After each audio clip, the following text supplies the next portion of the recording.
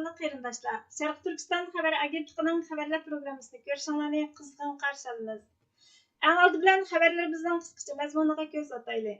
Sharq Turkiston surgundi hukumatining tashqi ishlar va bexatarlik ministri Salih Xudoyer apandi Shimoliy Atlantik ahdi tashkilotini Xitoyning Sharq Turkistondagi ishg'oliyati, mustamlikasi va irqiy qirg'inchiligini oxirlashtirishga chaqiriq qildi. Sharq Turkiston surgundi hukumatining tashqi ishlar va bexatarlik ministri Salih Xudoyer apandi Gollandiya Gagada Dünya Fuqarolar sudi tarafidan uyushtirilgan Xitoy sudida Sharq Turkistonni anglatdi.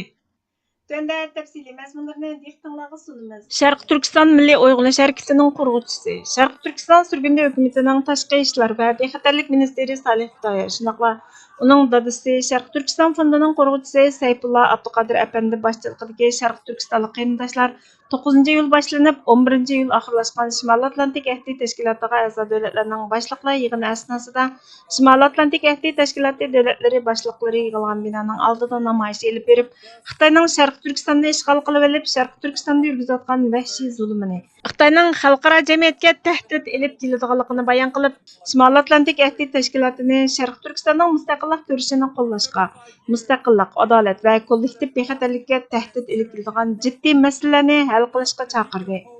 Sharq Turkiston surgundi hukumatining bexatarlik va tashqi ishlar ministri Salih Xudoyer apandi bayonotida Shimoliy Atlantik ahdi tashkiloti 75 yildan beri zulm va besimga qarshi qal'a sifatida mavjud bo'lib keldi. U dunyodagi mustaqillik va izzat hurmat bilan yashashni xohlaydigan sonsizlagan kishilarning umid chirig'i bo'lib qoldi. Biz chuqur Shimoliy Atlantik ahdi tashkilotining diqqatini davrimizga eng ta'xirsiz tahdidlarning biri bo'lgan Xitoy davlatining kengayimchilik va jahongirlik orzusiga og'dirishimiz kerak.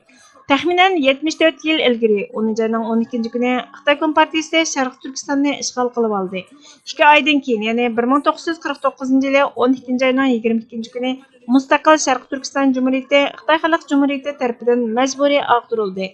Shundan keyin vatanimiz sistemlik mustamlika qilish, irqiy qirg'inchilik, insoniyatga qarshi jinoyatlar va tasavvur qilg'isiz azob-uqubatlarga duchor bo'ldi. Xitoy hukumati majburiy emgak orqali qul qilish, tilimizni, dinimizni, an'anamizni va mavjudligimizni yo'qotish uchun jazo lagerlari va turmalarga millionlagan Uyg'ur va boshqa turkiy xalqlarni qamadi. Xitoy imperializmining bu qilmishlari yer shariy bexatarlikka tahdid soladigan va xalqaro qoidalarni asos qilgan tartibni oyoq osti qiladigan texnik keng strategiyaning bir qismi. Biz bugun Shimoliy Atlantik ahdi tashkilotiga a'zo davlatlarning boshliqlari yig'ini ichilayotgan mezgilda buning jiddiyatini tunishga chaqiramiz. Xitoyning imperialist xaristlari Sharq Turkistondan halqib ketadi. Biz Xitoyning Sharqi Janubiy Osiyo dengizi va Tinch okeandagi tajovuzchilik, territoriya talab qilish urinishini ko'ryapmiz. Trillion dollarlik bir balvoq bir yo'l qurilish tashabbusidan ularning iqtisodiy zo'ravonligini, ularning to'r josusligidan dunyoning kritik ul asliya qurilishini nishon qilganligini ko'rib turibmiz. Bu harakatlar Shimoliy Atlantik ahdi tashkilotining qurilishidagi mavjud demokratiya, xususiy erkinlik, egilik huquq, mustaqillik va qonun bilan idora qilish, qo'g'dash prinsiplariga ochiq-oshkora tahdid. Biz bugun Shimoliy Atlantik ahdi tashkilotidan Xitoy imperializmiga qarshi keskin harakat qo'llanishni talab qilamiz. Xitoyning Sharq Turkistonda, Tibetda, Janubiy Mong'oliyada va Hong Kongda yurgizayotgan irqiy qirg'inchilik va insoniyatga qarshi jinoyatiga mas'ul Xitoy o'rinlari va katibashlarini jazolashini, o'qituvchilarni va erkinlik kurashchilarini, Xitoyning harbiy iqtisodiga qarshi turayotgan har qanday kuchni qo'llashini talab qilamiz. Shimoliy Atlantik ahdi tashkiloti Hindi Tinch okean rayonida emas, balki O'rta Osiyo davlatlari bilan birlikda ishlab, davlatlarning egilik huquqi va erkinligiga tahdid elib keladigan omillarni yo'q qilishi lozim. Sharq Turkiston xalqining ko'rishi rayonlik masala emas, mustaqillik, egilik huquq, demokratiya, inson haqlari uchun qilayotgan dunyoviy kurashdan iborat. Agar Xitoyning kontrolsiz tajovuzchilikning davomlashishiga yo'l qo'yilsa, dunyo Shimoliy Atlantik ahdi tashkilotining qurilish prinsiplarini buzg'unchilikqa uchratadi. Sharq Turkiston xalqining adolat va mustaqillik uchun qilayotgan kurashi amaliyotda dunyo miqyosidagi zulm va bostirishga qarshi elib berilayotgan kurashdir. Biz bu yerda Shimoliy Atlantik ahdi tashkiloti davlatlarining rahbarlariga Sharq Turkiston xalqining Sharq Turkistonning mustaqilligini asliga keltirish, o'z taqdirini o'zi belgilash orqali haq huquqlariga erishish ko'rishini qo'llashga chaqiramiz.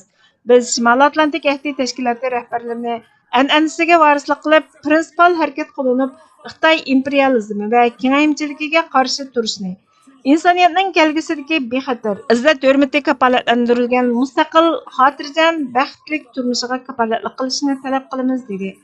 Bayonot oxirlashgandan keyin Şuar to'g'lab Shimoliy Atlantik ahdi tashkilotini Sharq Turkistonning mustaqillik kurashini qo'llashga, mustaqillik, adolat va kollektiv bexatarligiga tahdid ilib keladigan jiddiy masalalarni hal qilishga chaqirdi. Sharq Turkiston sürgündü hökumətinin Tashqi ishlar ministri Salih Xudoyor va dadisi Sayfullah Xudoyor boshchiligidagi mustaqillik kurashchilarının Shimoliy Atlantik ahdi tashkilotiga qilgan chaqiriqi kechikmayla matbuotlarda xabar qilindi.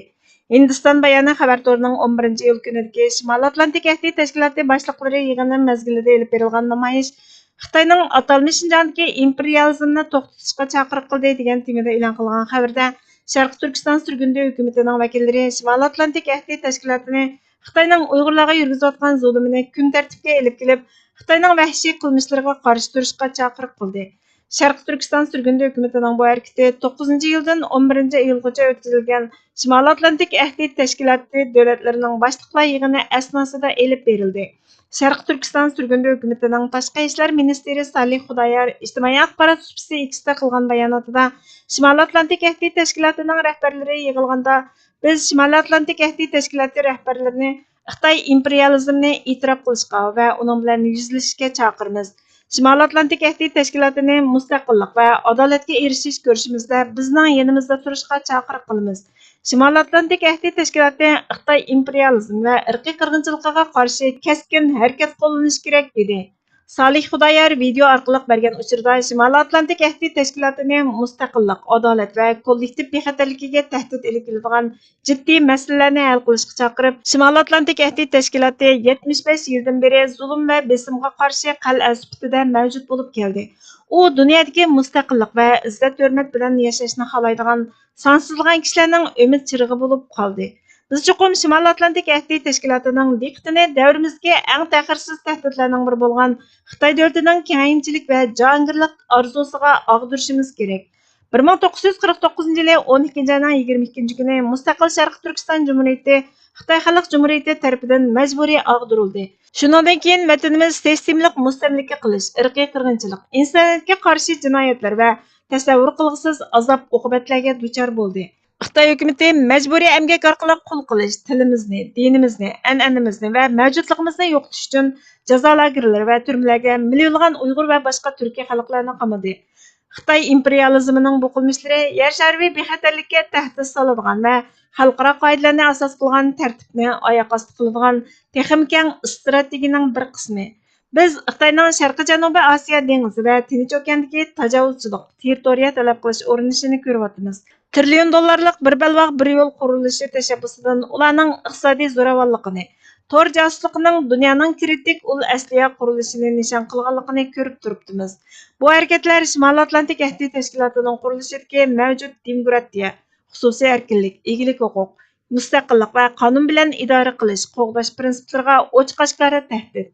Agar dunyo Xitoyning kontrolsiz tajovuzchiligining davomlashishiga yo'l qo'ysa, Shimoliy Atlantik ahdi tashkilotining qurilish prinsiplarini buzg'unchilikqa uchratadi dedi. Sharq Turkiston sürgündü hökumətinin rəhbərləri buni mustaqillik, egilik huquq, demokratiya və kişilik huquqning dunyoviy kursi deb atadı deyildi. 2024 yılı 7 iyul günü Sharq Turkiston sürgündü hökumətinin Tashqi ishlar və bexatarlik ministri Salih Xudoyor apandi Gollandiya Gaga Dünya Fuqarolar sudi tarafidan uyushtirilgan Xitoy sudida so'z qildi. U so'zida Xitoyning ishg'oliyat ostidagi Sharq Turkistonda davomlashtirayotgan irqiy qirg'inchilikning tub yilchisi Xitoyning Sharq Turkistonni ishg'ol va mustamlika qilib olishi deb ko'rsatdi. U Sharq Turkistonning uzun yillik mustaqillik tarixini ta'kidlab, davomlashayotgan irqiy qirg'inchilikni keltirib chiqargan zo'r voqealarni tafsiliy bayon qildi. Ya'ni 1884 yili Xitoyning mustaqil Sharq Turkiston davlatiga tajovuz qilib kirib, ishg'ol qilib olganligini, Sharq Turkistondagi turk xalqining ittifoqlashib ikki qatim Sharq Turkiston Cumhuriyetini e'lon qilganligini, Xitoyning yana 1949 yili qayta ishg'ol qilib olib, mustaqil Sharq Turkiston davlatini og'dirib tashlab, atalmish Şinjan Uyg'ur avtonom rayoniga o'zgartirib olganligini, ishg'ol va mustamlika harakatini texnik kuchaytirib, Xitoy ishg'ol qilgan vaqtdagi Uyg'ur va boshqa turkiy xalqlarning 90% dan ortiq nufusining hozir 60% ning atrofiga tushib qolganligini, ayni vaqtdagi 4% atrofidagi Xitoy nufusining hozir ortib 40% ga chiqqanligini, Sovet ittifoqi ag'dirilgandan keyin Sharq Turkistonga bo'lgan ishg'oliyati va mustamlikasi irqiy qirg'inchilikni texnik kuchaytganligini, Mustaqillik hareketining bosh ko'tarishini to'salg'iga uchratish uchun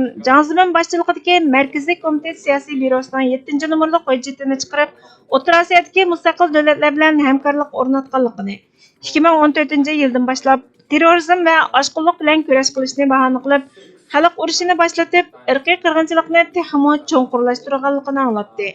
U yana dunyodagi hukumatlar va organlarning kishilik huquq, erkinlik, demokratiya va o'z taqdirini o'zi belgilash prinsiplariga bo'lgan majburiyatini ado qilishning lozimligini ta'kidladi.